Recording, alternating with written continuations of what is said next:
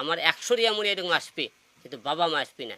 তো বিয়ে করা যদি অপরাধ হয়ে যায়, মনে করেন না কেন অপরাধ করলে? বাবা মার জন্য 100 রিয়ামণিকে তালাক দিবেন হিরো আলম। হিরো আলমকে আমি স্যালুট জানাই। হিরো আলম এমন একটি সিদ্ধান্ত নেওয়ার জন্য।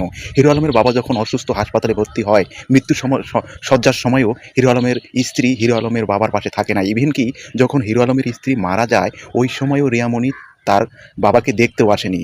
এমন একটা খবর প্রচারের পর যখন হিরো আলম সংবাদ সম্মেলন করে ঘোষণা দেয় যে তার বাবা মারা গেছে, তখনও রিয়ামণি তার পেজে মিউজিক ভিডিও আপলোড করে এবং মিউজিক ভিডিও শুটিং করে ওই সময়। কেমন স্ত্রী এই রিয়ামণি! রিয়ামণিকে কেন তালাক দিলেন হিরো আলম? এই কারণেই সে তালাক দিলেন। কারণ হিরো আলম এর আগে আরও 2টি স্ত্রীকে তালাক দিয়েছিলেন। আমরা জানি তার প্রথম স্ত্রী সুমি আক্তার এবং আরেকটি ঝুমা। এই দুজনকে তালাক দেওয়ার পর রিয়ামণিকে নিয়ে সে সংসার করছিলেন। কিন্তু হিরো আলমের পালিত বাবা যখন অসুস্থ হয়, তখন রিয়ামণি তার বাবার পাশে ছিল না এবং তার যত্ন না করার কারণে হিরো আলম রিয়ামণিকে তালাক দেয়। আর রিয়ামণি ওই সময় মিউজিক ভিডিওর শুটিং করে ঢাকায় যায়। কিন্তু বগুড়াতে যখন তার বাবা থাকে, ওই সময়ও সে পাশে থাকে না এবং কি ঢাকায় যখন নেওয়া হয় তখনও তাকে দেখতে আসেনি হিরো আলমের স্ত্রী রিয়ামণি।